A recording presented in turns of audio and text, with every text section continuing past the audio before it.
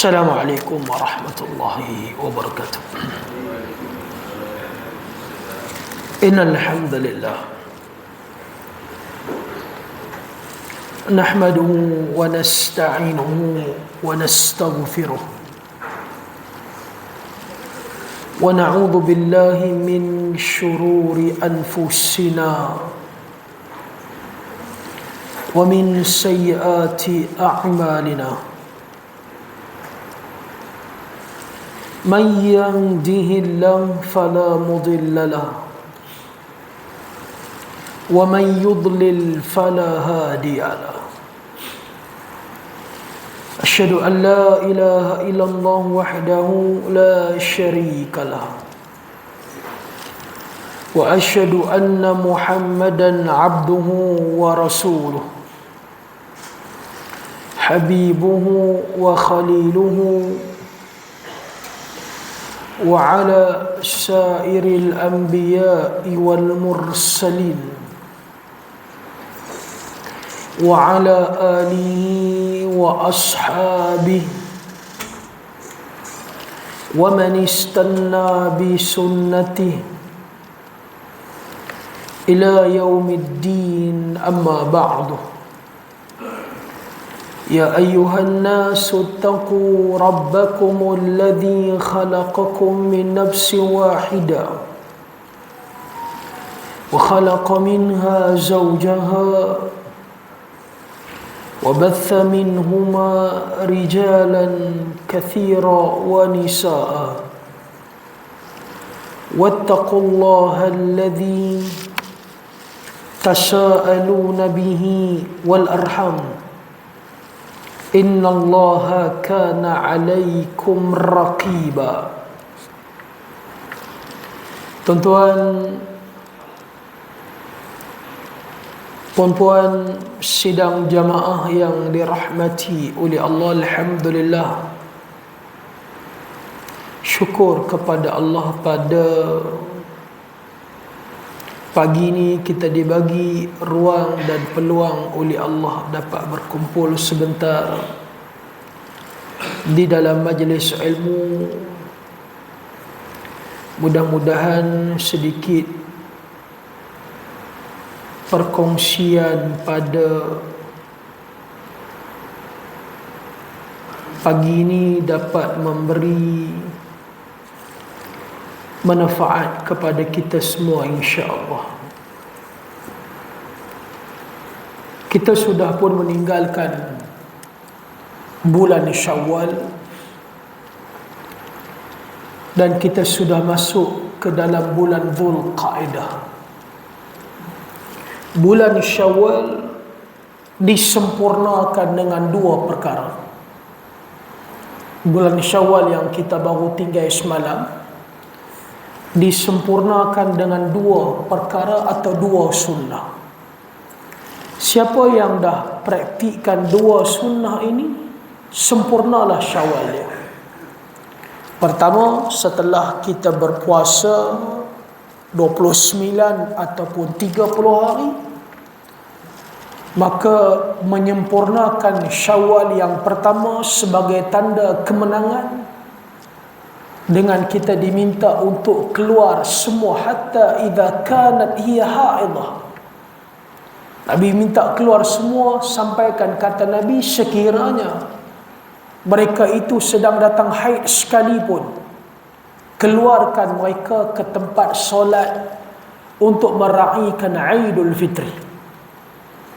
Sebab tu dalam banyak-banyak mazhab, ada mazhab yang mewajibkan solat hari raya, kerana kata mereka Nabi tidak pernah meninggalkan solat hari raya kecuali masa Nabi menunaikan haji sahaja, baru Nabi tinggal solat hari raya. Hari ini 1 Dzulqa'dah bersamaan dengan 21 Mei. Hari ini penerbangan haji yang pertama akan berlepas hari ini. Dan tahun ni tuan-tuan sekalian, setakat ni Malaysia dapat 1,000 kuota tambahan haji. Mudah-mudahan ada tambahan lagi. Sebab sebelum ni without fail setiap tahun dapat kurang lebih 10,000 tambahan kuota haji. Saya dimaklumkan hampir 50% orang yang dapat offer haji tahun ni tolak. Kebanyakannya T20. Wallahu alam. Ada sahabat yang saya jumpa, dia tolak sebab apa? Dia kata sebab dia tak puas hati. Tak puas hati sebab apa? Sebab dia kata dia kena bayar yang 30,000 tu dia kata. Tahu orang lain semua bayar 10,000, saya ada duit lebih sikit kena bayar 30,000. Saya tak mau pergi. Saya kata kat dia, kita ni kadang-kadang dalam bab agama ni tak payahlah berkira sangat. Sebagaimana kita tak berkira pun bab dunia kita. Bab agama ni kadang-kadang jadi macam genggam tak tiris, berkira sangat. Saya buat contoh, dia pun baru renovation rumah. Saya tanya dia, perhabis buat reno belakang ni berapa duit? Dia baru siap buat rumah, buat kenduri. Belakang tanah dia tu ada 10 kali 20 kaki. Dia tahu orang perempuan suruh perbesar, dia tahu. Buat dapur bagi besar. Dia kata, saya abang kat orang perempuan saya, dapur duk ada pun tak masak. Dia pun kasar juga. Ni nak perbesar. Bini dia masak tak masak cerita lain, yang penting mau perbesar. Tarik sampai belakang, atas buh satu bilik lagi. Tanya dia, berapa duit? Perhabis 130. Kontraktor bagi 130. Gerubuk apa semua itu, pi 170. Pasal apa yang habis 170 tu? 40 tu add on. Dalam quotation dia tak baca, kontraktor dah bagi tahu dah tile 2x2 white horse. Bajet RM20. Kontraktor bawa dia pergi pilih di kedai, dia tengok tak cantik. Saya upgrade dia, ambil RM40, ambil tile Nairo tu. Tambah RM40,000. Saya tak tengok. Kita dalam bab dunia kita tak berkira. Awak kalau pijak tile house tu tak sedap ke? Tak sedap lah, tapi tak berapa nak cantik. Saya kata dalam bab agama pun kita nak buat bagi cantik juga. Tapi nak bagi tahunya tuan-tuan, hari ini penerbangan haji yang pertama. Jadi Nabi tak tinggal semayang raya melainkan masa Nabi buat haji. Sebab tu bila kita buat haji tuan-tuan, kita tak disunnahkan untuk semayang raya. Kadang-kadang ada jemaah haji ni tuan-tuan, hari orang duk melontar jamrah ni, dia kelang kabut pi balik di Mekah, pi semayang raya. Habis semayang raya baru dia balik Mina nak melontar jamrah. Hang pi buat haji, hang tak payahlah semayang raya. Sebab Jabir ni sahabat Nabi yang boleh katakan hampir komplit meriwayatkan perjalanan haji Nabi SAW. Antara ada mazhab yang mewajibkan semayang raya, antaranya mazhab Abu Hanifah, mazhab Hanafi. Mazhab Hanafi ni senang. Apa sahaja perbuatan yang Nabi tak tinggal, walaupun masih dalam lingkungan perkara sunat, dia akan letakkan perkara tu wajib. Itu mazhab Hanafi.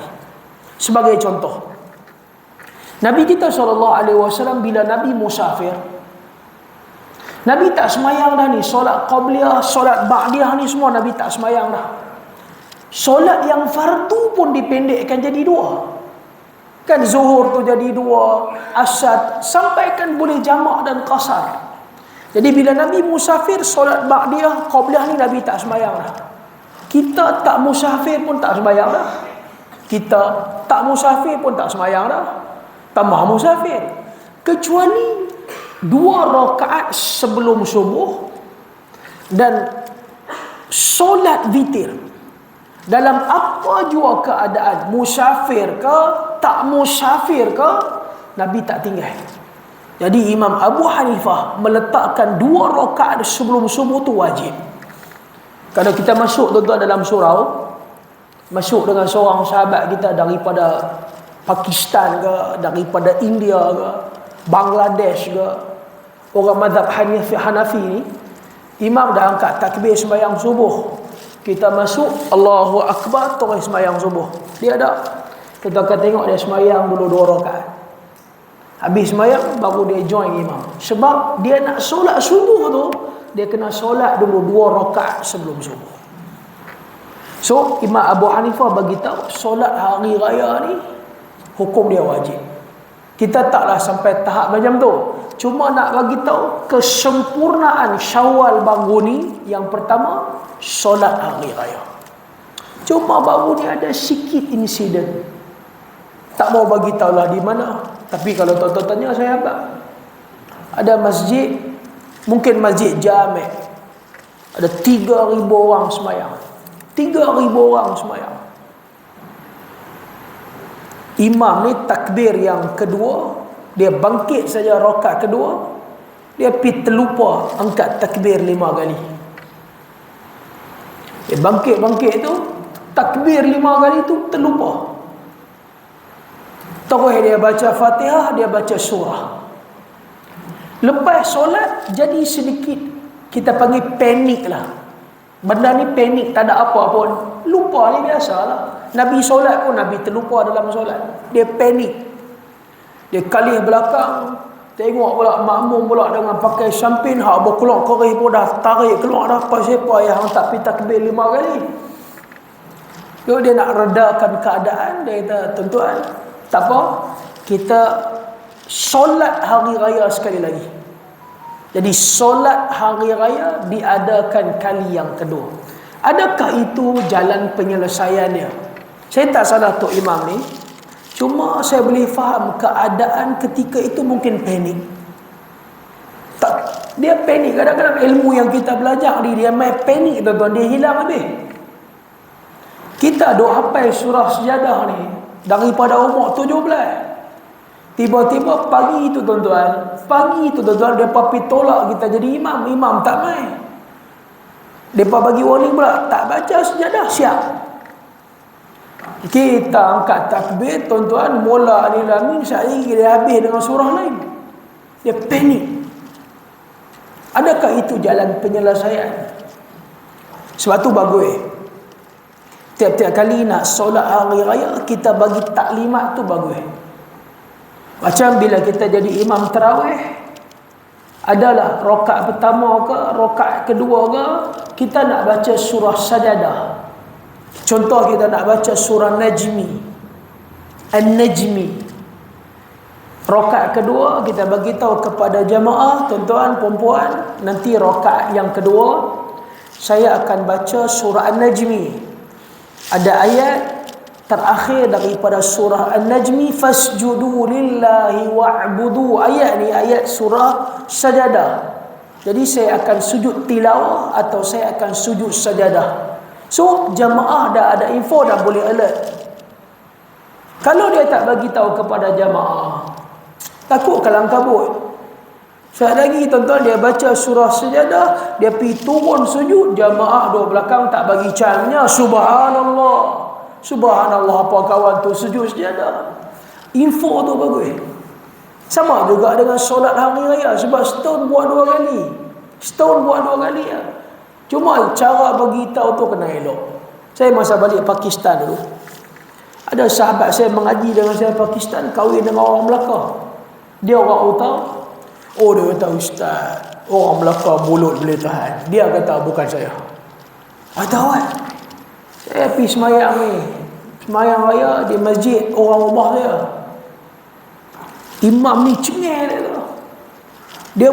Dia buat taklimat semayang raya. Dia berdiri, dia pegang mikrofon, dia kata, tuan-tuan, insya-Allah sebentar lagi kita nak solat hari raya. Jadi saya nak bagi taklimat kaifiat solat raya. Sebab saya tengok depan saya ni pun muka jarang-jarang main masjid. Oh, dia bagi pula dah. Hang nak cerita semayang raya ke hang nak bubuh orang? Jadi dia kata takbir pertama tu, dia kata saya akan angkat takbiratul ihram, lepas tu saya akan angkat 7 kali takbir. Jangan duk ingat saya semayang jenazah pula. Dia bubuh lagi ke atas. Saya semayang raya. Bangkit rakaat kedua pula, saya akan angkat lagi 5 takbir. Sebab itulah kuliah ustaz kena mai. Dia duk bubuh tuan-tuan. Lepas tu apa jadi? Syok ustaz. Kawan saya ni, ustaz juga dia tersyok. Apa yang syok? Dia angkat takbir ustaz, dia pergi lupa 7 kali takbir. Memang syok. Lepas tu rakaat kedua pun dia terlupa. Habis semayang ni, dia tengok jamaah, dia minta maaf, saya terlupa. Jamaah tak air. Tiap-tiap hari main masjid pun terlupa. Jamaah bubuh balik dia, nampak tak? Tak maulah macam tu. Jadi bagi mazhab kita, mazhab Syafi'i ni, dia ada 2. Satu dia panggil sunnah hay'ah.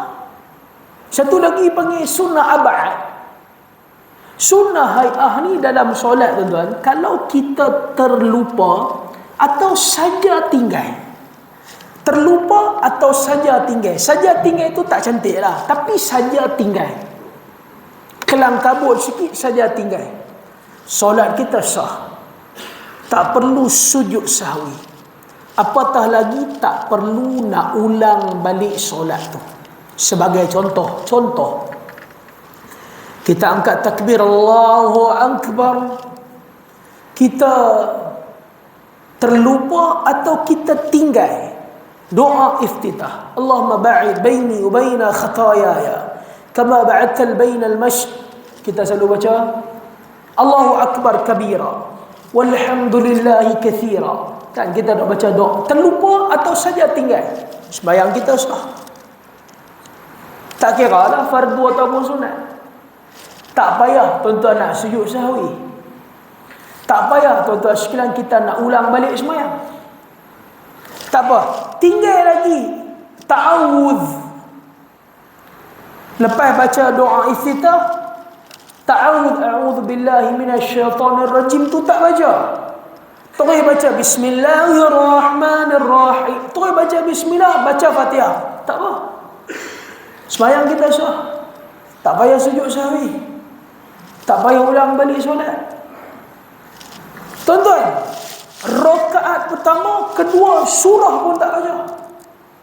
Kelang kabut semalam dah ada 22 jemputan.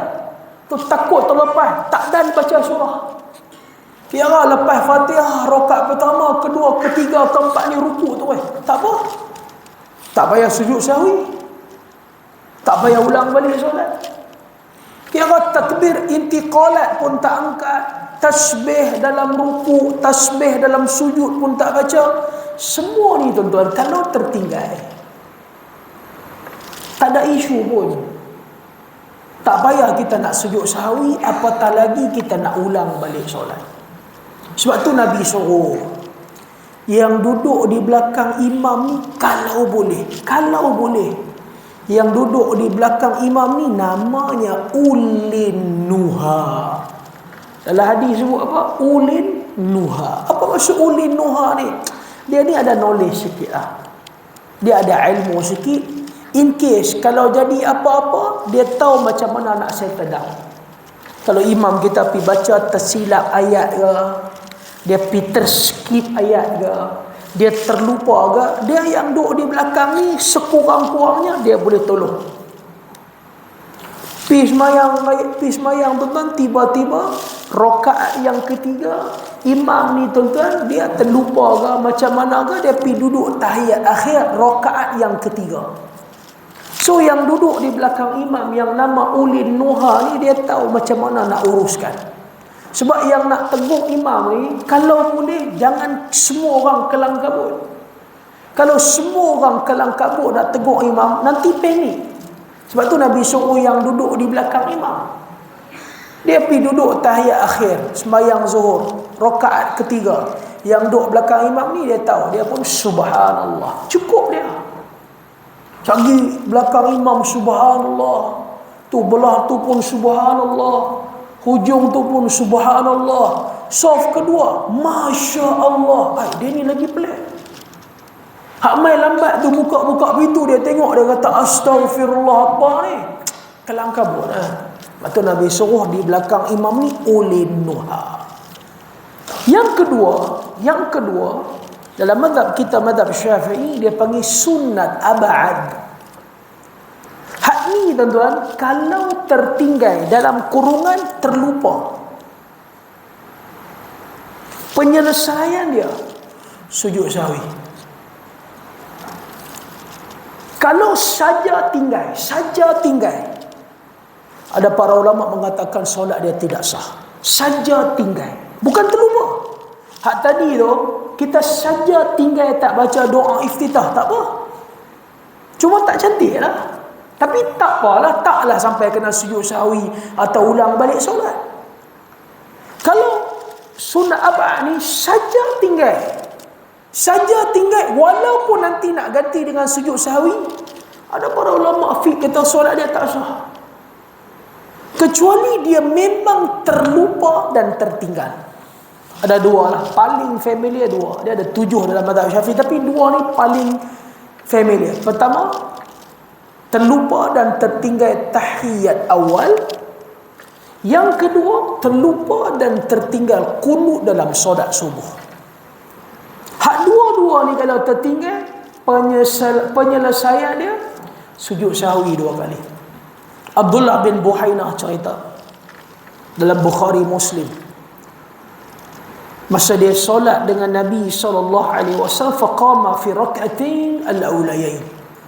Kami solat dengan Nabi SAW, Nabi bangun pada rakaat yang kedua ke rakaat yang ketiga, dan Nabi tak duduk tahiyat awal. Nabi terlupa. Semua mereka yang duduk di belakang Nabi bangkit dan tinggalkan tahiyat awal. Kita semayang, tu imam kita terlupa, dia bangkit rakaat yang ketiga, dia tak duduk tahiyat. Semua jamaah yang duduk di belakang bangkit tinggalkan tahiyat awal. Jangan siapa pun tegur imam dengan subhanallah. Sebab berdasarkan hadis Abdullah bin Buhainah. Apa berlaku? Sehinggalah Nabi continue solat. Bila Nabi duduk sahaja tahiyat akhir, fasajada sajadatain, Allahu akbar. Nabi pun sujud sahwi 2 kali. Semua sujud sahwi dengan Nabi 2 kali. Selesai. Kalau tahiyat awal. Dalam riwayat yang lain diceritakan oleh Ibnu Hajar Al-Asqalani dalam kitab dia Bulughul Maram. Nabi solat dengan sahabat, Nabi terlupa tahiyat awal, sujud sahwi pun Nabi terlupa. Lepas Nabi bagi salam, Nabi berpaling tengok sahabat. Sahabat tanya Nabi, ahadatha syai' fi salat? Wahai Rasulullah, ada berlaku sesuatu ke dalam solat, dalam kurungan? Wahai Rasulullah, lah ni kira kalau semayang tak payah duduk tahiyat awal ke? Nabi kata ada.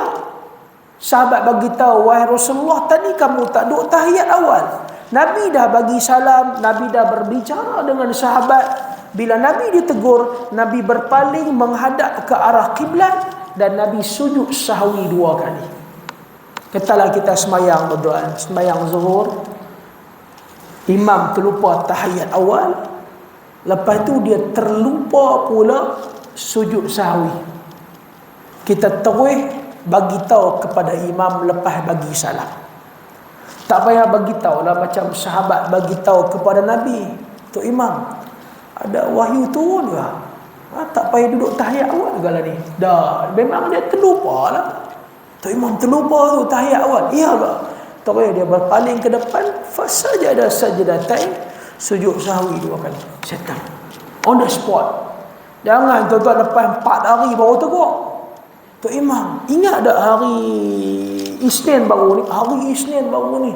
Ni hari ni hari Ahad dah. Settle dia, penyelesaian dia sujud sahwi. Tapi yang kedua bagi mazhab kita Syafi'i, siapa yang solat subuh kalau dia tertinggal qunut dalam solat subuh. Qunut dalam solat subuh. Siapa tinggal qunut dalam solat subuh, bagi mazhab Imam Syafi'i, penyelesaian dia dengan dia sujud sahwi 2 kali. Tapi kalau saya sebut banyak kali dah, kalau tuan-tuan kita solat di belakang orang yang bukan bermazhab kita, bukan mazhab Syafi'i, mereka memang tak baca qunut. Tuan-tuan pilah di mana? Di tempat yang bermadzhab kepada mazhab Imam Malik, tetapi di Kenya ke, di Ghana ke, belah-belah Afrika ni, dia memang tak baca kunut. Tetapi tempat-tempat saya belajar mengaji di Pakistan, di benua India, di Bangladesh, mazhab Abu Hanifah, mazhab Hanafi memang dapat tak baca kunut. Tetapi belah-belah Saudi yang bermazhab Imam Ahmad bin Hanbal, mazhab Hanbali ni, kita duk pergi buat umrah kan, kita duk pergi semayang di Masjidil Haram, Masjid Nabawi, dia pun tak baca kunut. So kita pun tak payah baca, dan kita tak payah sujud sahwi 2 kali. Saya baru ni di Istanbul, saya ada mesyuarat di Ankara.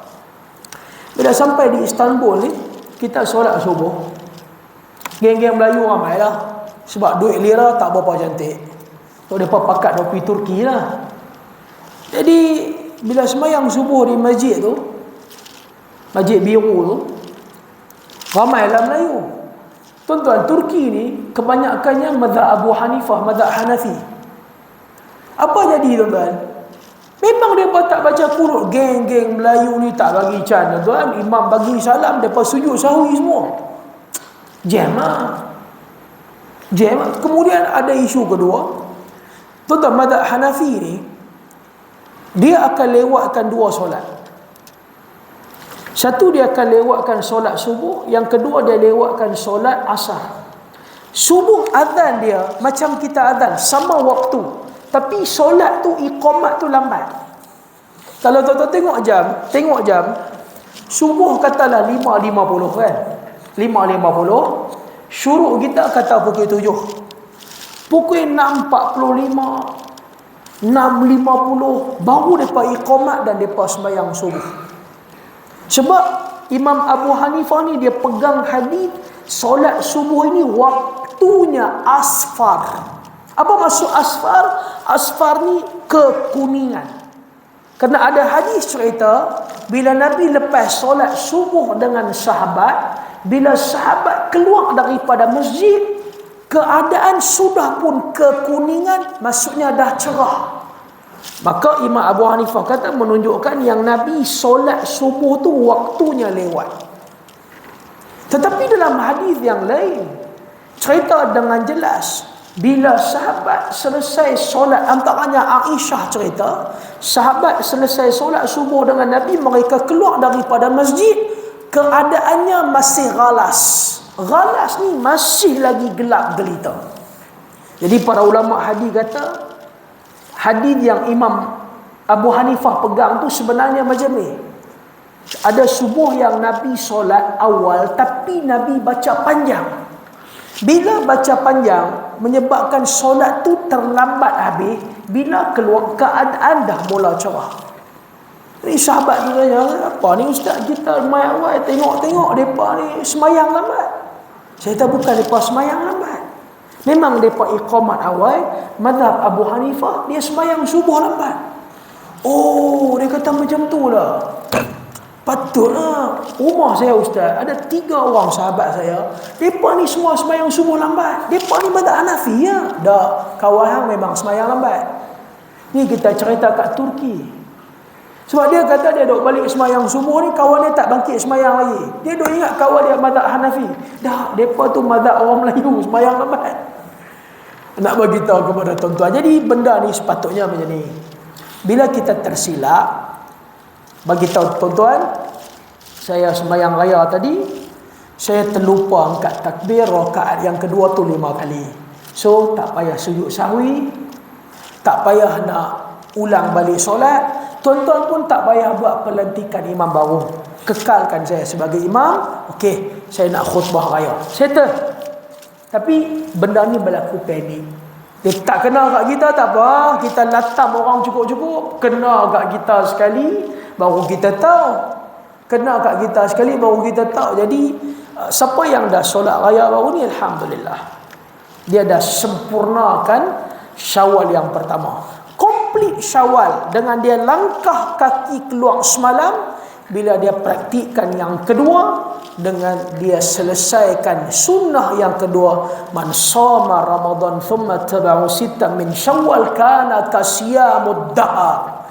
Siapa-siapa yang pada bulan Ramadan Lepas daripada dia puasa, dia bagi pula lagi 6 hari bulan Syawal, selesai, maka dia akan dapat ganjaran macam dia puasa sepanjang tahun. Siapa yang dah puasa 6 baru ni, alhamdulillah, sempurnalah Syawal dia. Siapa yang tak dan, tahun depan jangan terlepas pandang. Siapa tak dan habis, saya hari Jumaat baru ni, kan semalam kan last day, semalam kira open house ni Allah saja tahu. Ada sahabat Jumaat malam tu saya kelas, lepas kelas dia jumpa kalau dia tahu ustaz, dia kata, saya ni esok last day puasa 6. Mari dah. Last day pun esok, dia tahu ustaz jemputan banyak. Kita ni kita ni biar betul dia ni nak tanya soalan ke apa? Kita ni ustaz, dalam hidup kita dia ada hablum minallah, hablum minan nas. Tengok tu dia kemas. Kita ada hubungan kita dengan Allah, hubungan dengan manusia. Bila kita berhadapan dengan puasa persendirian, dengan hubungan kita dengan manusia, contohnya menghadiri open house, kita kena tinggal ni puasa 6 ni, kita kena hadiri open house. Saya tanya dia, nak tanya soalan ke nak bagi jawapan ni? Nak tanya soalan lah, dia kata. Nak tanya soalan lah. Esok nampak macam tak dan ustaz, dia kata. Tak dan perhabis. Jemputan banyak sangat. Jadi nak perhabis puasa 6 ke, saya nak kena pergi open house. Saya kata, bila tak dan 5 hari je, esok ada banyak jemputan, haqqu muslim ala muslim, hak seorang muslim kepada muslim yang lain, kalau boleh sedaya upaya hadiri jemputan. So pilah rumah terbuka esok, tak payah nak puasa 6. Cuma tahun depan janganlah buat perangai macam ni, puasalah bagi awal sikit. Dia kata okey tak apa. Dia kata bila Nabi kata puasa sebulan dengan puasa 6 dapat ganjaran 365 hari, ni saya puasa 5 ni dapat berapa? Dia tanya kita. Dia nakai. Saya kata, saya dapat tak 365 hari? Saya kata kalau dapat, tahun depan ramai buat perangai macam ni. Ramai nanti buat perangai, mereka nanti puasa tuan-tuan sekali lambat, last sekali mereka bagi alasan rumah terbuka tak boleh komplit. Jadi yang dapat ganjaran macam puasa setahun, siapa yang puasa 6. Dia kata apa? Takkan tak boleh kau tim kot. Tak dapat 365 hari, dapat 300 hari. Nabi kata siapa yang puasa 6. Nabi tak kata siapa puasa 5. Nabi kata 6. Jadi 2 ni sempurna. Alhamdulillah, sempurnalah bulan Syawal kita. Masuk hari ni Zulqa'dah. Masuk Zulqa'dah. Zulqa'dah merupakan bulan kedua daripada bulan haji. Dia bulan haji yang pertama bulan Syawal. Tahun ni penerbangan jamaah haji kita pun terlewat ni. Selalunya penerbangan jamaah haji akan bertolak pengakhir bulan Syawal, 27, 25 kan, 28. Ni dah masuk 1 Zulqa'dah. Bulan Syawal yang pertama, selain daripada kita tahu bulan tu kita raya, bulan tu kita puasa 6, bulan Syawal adalah merupakan bulan haji yang pertama. Bulan haji yang kedua adalah bulan Zulqa'dah. Dan kemuncak bulan haji yang ketiga adalah bulan depan, bulan Zulhijjah. 3 bulan. 3 bulan ni kita panggil dengan bulan haji. Orang tanya, dia kata bukan kita buat haji pada bulan Zulhijjah lah. Siapa yang bulan Syawal dengan bulan Zulqa'dah ni pun panggil bulan haji?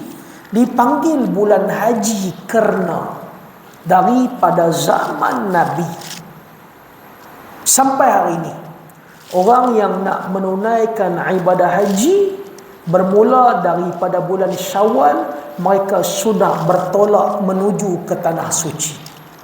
Kemudian ada yang bertolak pada bulan Zulqa'dah, ada yang bertolak pada bulan Zulhijjah, mengikut jauh ataupun dekat tempat tinggal mereka. Kalau orang yang duduk dia belah-belah pelosok dulu, Kalau dia nak mai buat haji, masa tu naik kenderaan mungkin dengan kuda, dengan unta.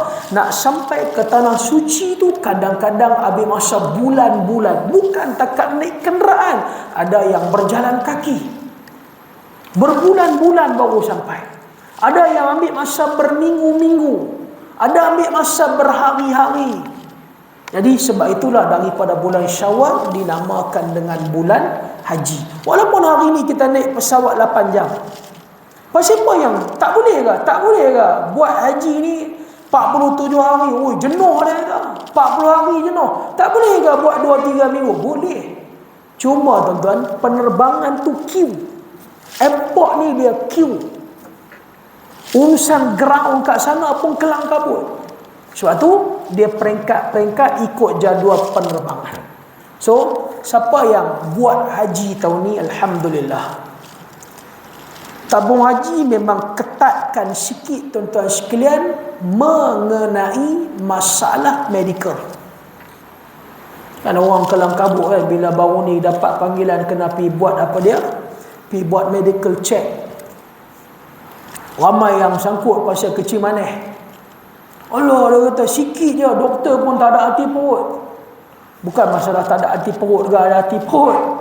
Saat lagi pergi sana jadi sakit dengan apa dah, hidrasi apa semua leceh. Sahabat saya, doktor kata kat dia, tuan, saya nak tolong tuan pergi haji. Boleh tak saya minta tolong ni dalam 3 minggu ni? Boleh tak turun 6 kilo? Saya betul-betul nak tolong tuan pergi haji. Saya kena amanah ni nak saya ni. Saat lagi tuan pergi sana jadi sakit apa semua leceh. Tuan menyusahkan diri tuan dan menyusahkan orang lain. Boleh tak dalam tempoh 3 minggu ni tuan turun 6 kilo? 3 minggu 6 kilo. Boleh tak tuan turun dalam masa 3 minggu ni 6 kilo? Dia abang apa kat doktor? Doktor, saya ni 6 tahun nak turun 3 kilo pun tak turun. 6 tahun nak turun 3 kilo pun tak. Doktor suruh saya turun 3 minggu 6 kilo ke? Tak boleh lah. Abang betul-betul. Dah tak apalah. Dapat pi, sebelum pi study bagi elok. Ambil tengok hadis. Kita dah pi kursus haji belah-belah sini tu, alhamdulillah. Ambil tengok study. Supaya dapat peluang sekali buat haji, buat paling baik. Sebab Allah pilih kita buat haji bukan sebab kita ada duit. Ramai mana tuan-tuan, ramai mana tuan-tuan orang tak ada duit Allah pilih. Tengok-tengok ada orang tak haji. Saya ada rezeki lebih sikit, saya nak bawa haji pergi haji. Kawan tu pun tak haji, panggil haji dah. Allahu Akbar. Sujud syukur. Sujud syukur. Kita tuan-tuan, kami ni tiap-tiap tahun bawa orang pergi haji. Dengan apa yang kita dapat ni, memang tiap-tiap tahun kita sponsor orang pergi haji. Tahun 2019 saya pun tak kenal. Ada orang mai kata saya, ustaz ada seorang makcik daripada Balok ni Kuantan. Balok. Dia ni orang kampung kanser. Duk kampung duk jual telur itik, duk jual telur ayam. Telur ayam kampung, telur itik duk jual.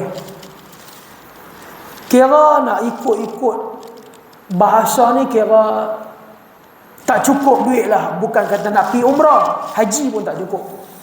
Tapi satu je ustaz dia kata, yang ni buat saya dengar saya teriak. Dia teringin semua nak tengok Kaabah. Dia teringin semua. Saya kata, tak apa, aku tak kenal dia siapa. Hang suruh dia siap pasport.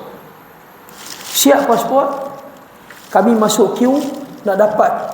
Tuan-tuan tahulah, visa mujamalah, visa furada ni nanti keluar lambat. Yang kami tak keluar. Yang dia kita sponsor, dia visa pertama keluar. Tuan-tuan, saya bagi tahu tuan-tuan, terus terang. Pergi haji tuan-tuan, apa pun tak ada, bawa RM200 dah. Tuan-tuan pernah pergi umrah. Saya tanya tuan-tuan terus terang, tuan-tuan pergi umrah, RM200 cukup tak? Tu nak duduk 2 minit, RM200 ustaz, sekali hanyut dia kata. Sekali hanyut dia kata, pi naik atas apa dia sofa tu, kena teh tarik, jumpa pula geng-geng Sungai Sekamat, depa pau saya semua. 200 habis minum air. Ni nak pergi duduk 3 minggu haji dengan saya, dalam poket 200. Allah pilih bukan sebab ada duit. Allah pilih bukan sebab ada duit. Allah pilih bukan sebab kita ada masa. Ramai mana orang sibuk Allah pilih dia pergi. Allah pilih sebab kita memang pilihan Allah. Dapat pergi sekali, pergi bagi cantik. Jangan ada galat. Jangan ada galat. Saya sebut ni tuan-tuan, jangan ada galat. Sebab saya pun tak pasti sama ada bulan depan kita ada kuliah subuh ataupun tak. Mungkin saya ada, insya-Allah. Kalau saya tak bertolak lagi buat haji, kalau saya dah keluar awal, kena jumpa lepas raya pula. Siapa yang dapat pilihan, minta dengan Allah Subhanahu wa taala kekuatan boleh buat paling baik. Kalau dah pernah pi, dapat peluang lagi pi tahun ni ataupun ini kali pertama, anggaplah ni kali pertama, ni kali yang terakhir. Kali pertama, kali terakhir. Bila kita anggap sedemikian, kita akan buat yang paling baik. Macam Nabi pesan bila kita solat, anggaplah solat ni solat paling baik. Bila kita anggaplah ini solat last. Kalau kita anggap ni solat kita yang last, kita akan solat sebaik-baiknya. Tak ada sikit pun ghalat, tak ada sikit pun kecacatan. Kalau tuan-tuan buat salah dalam haji, buat silap dalam haji, kena kecuaian kita, kita akan rasa ghalat seumur hidup. Bukan maksud kita ada duit kita boleh pergi haji pula tahun depan. Ramai mana orang ada duit tak boleh pergi. Allah bagi ujian kesihatan, Allah bagi ujian visa tak dapat. Jadi siapa yang dapat tu, pesan kalau anak-anak kita pergi, alhamdulillah, pergi dan buat yang terbaik. Sebab haji ni dia wajib untuk seumur hidup kita sekali. So buat yang terbaik. Wallahu a'lam. Tahun ni insya-Allah saya akan pergi haji macam biasalah, lewat. Cuba orang duk tanya kos. Kos tahun ni memang 70,000 ke atas. Tak boleh buat kurang. 70 dulu kita boleh buat 60 lebih, mula-mula kita buat 50 lebih, tahun lepas kita buat 60 lebih. Tahun ni memang setiap tahun dia akan naik. Wallahu a'lam. Jumpa nanti insya-Allah. Subhanakallah bihamdi, asyhadu an la ilaha illa anta wa nastaghfiruka wa natubu ilaik. Assalamualaikum warahmatullahi wabarakatuh.